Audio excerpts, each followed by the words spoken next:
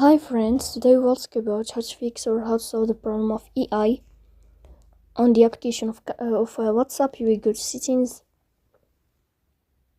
In this page, you will click on apps, default apps, app settings. Here in this page, you will scrolling down until you find here WhatsApp.